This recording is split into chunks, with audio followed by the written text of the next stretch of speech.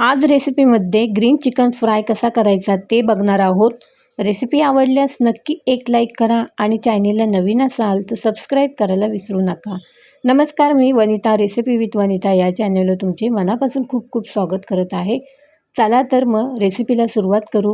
Green chicken fry करण्यासाठी आपल्याला जो लागणारा मसाला आहे तो तयार करायचा आहे। चिकनप्रमाणे कोथिंबीर घ्यायची आहे, पुदिना घ्यायचा आहे, लसणाच्या पाकळ्या घेतलेल्या 2-3, हिरवी मिरची घेतलेली आहे आणि अद्रकचे 3 तुकडे घेतलेले आहेत। कढीपत्तासुद्धा वापरलेला आहे आणि दही घेतलेला 1 चमच, मोठा चमच दही घेतलेला आहे।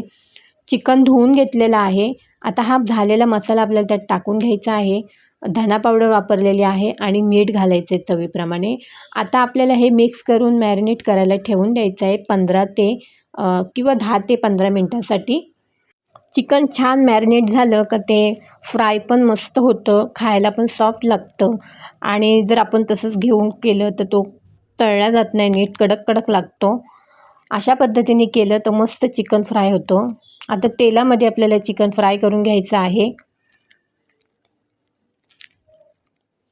मस्त दिसतंय बघा व्हिडिओमध्ये चिकन फ्राय। आता हे पलटी करून घेऊ।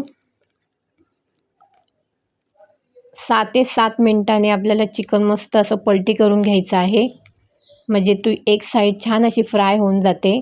आणि बघा कसं सुट्टं झालेलं आहे चिकन। पॅनमध्ये थोडंसं बटर घालून छान असं सर्व करू। आणि इथे चटणीसुद्धा बनवलेली आहे, पुदिना, कोथिंबीर, मिरची, लसणाची। मस्त असं ग्रीन चिकन फ्राय झालेलं आहे। एकदा नक्की ट्राय करा आणि व्हिडिओला लाईक करा।